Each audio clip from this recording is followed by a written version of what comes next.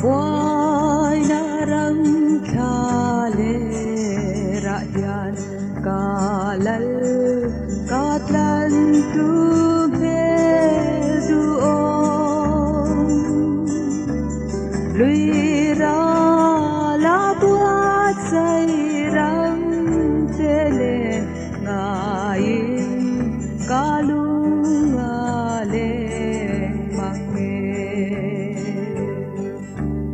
Durang moya kacol keang lalpa jenaram moya cuan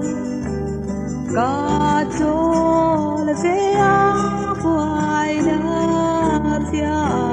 katan satuan ralwan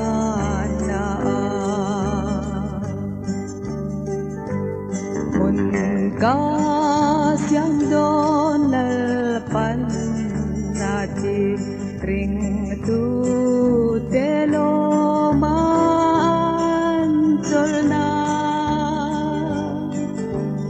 kangai loba kako telo abuat sairang katen hunjua Durang moya kacol keang lalpa jenda ram moya cuan kacol keang buai napia katan satuan ralwan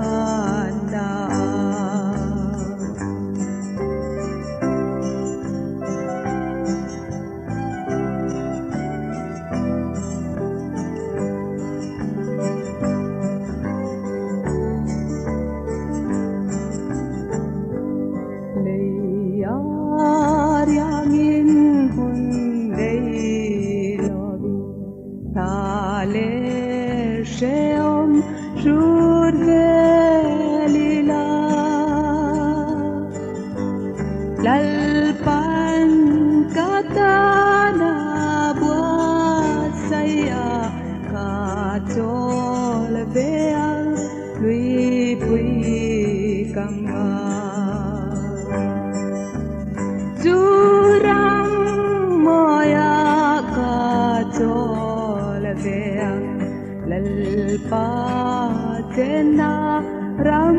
moya cuan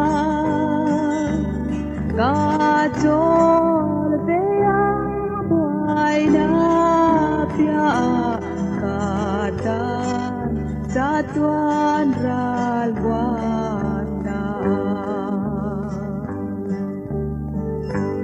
Oh izayang lalpa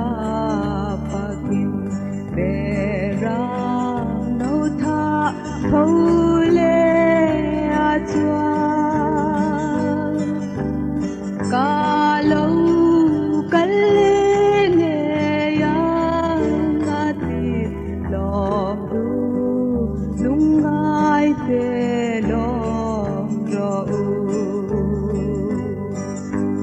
Durang moya kacol keang lal